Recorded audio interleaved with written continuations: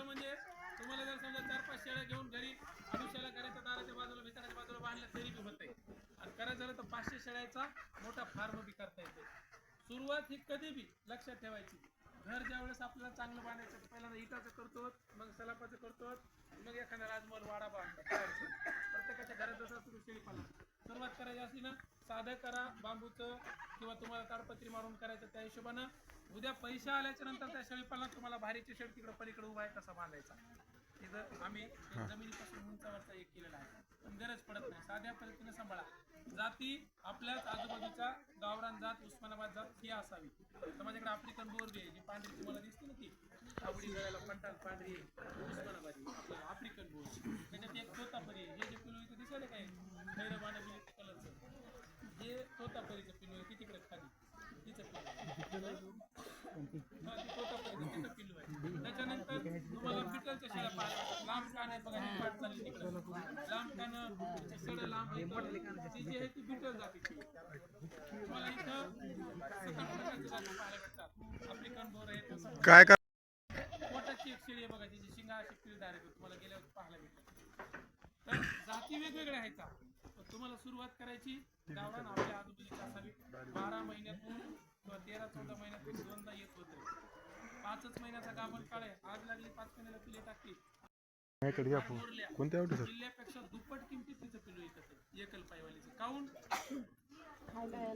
निगा कशी असते तुम्हाला सांगतो आता. उदाहरणार्थ शेळीला काय लागते खाला,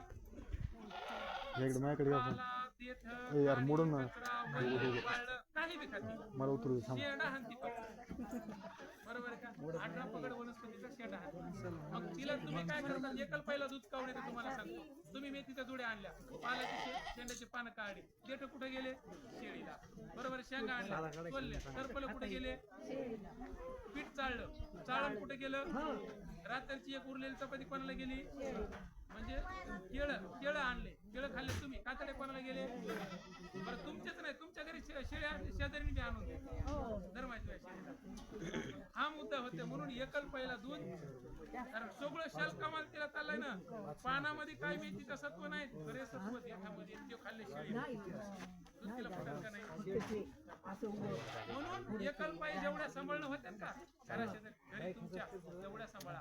लहान आमच्या इथे मोमो आमची काय करते 2 शेळ्या कारण काय जास्त जाऊन झाडपण आणला रोजाने गेल्या सर थोडं तुम्ही काय आवाज सकाळी सकाळी मालकाला जाऊन जर सहा म्हणलं दिवसभर ताण नाही. 1-2 शेळ्या सांभाळायला काय अवघड आहे. पेरणी पाणीला 2 बकरे येतात, 25,000ला जोडी जाते. आजच्या काळात 5 महिने गेली का नाही. तुम्हाला आज 25,000ला त्याची बकरी काढून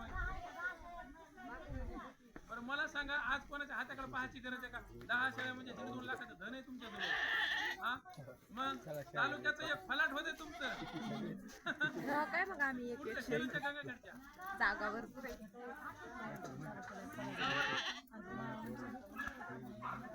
मग मला एकदम म्हणजे काय याच्यामध्ये शेळीला तुम्ही चावला तर शेळीमध्ये 10,000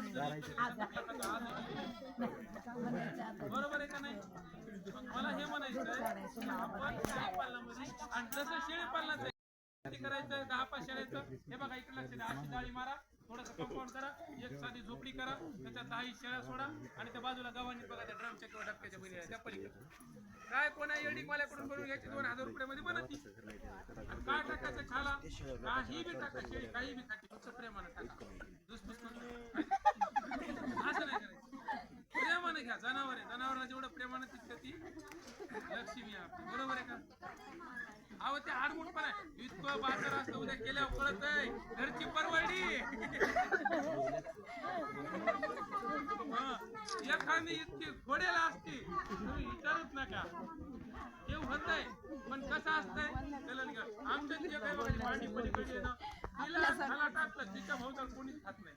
म्हणा धडधडका मारते इकडे मग इकडे काय बंद पडे का तो खाय ना ते नाही. आडमुठपणा जनावरांचा गुणधर्म आहे. बरोबर आहे का. 10-15 ते जनावरांचा गुणधर्म आहे. अलग अलग तुम्ही नाही करायचं असा विषय. आता इथं कोणाला काय अडचण आहे का सांगा मला.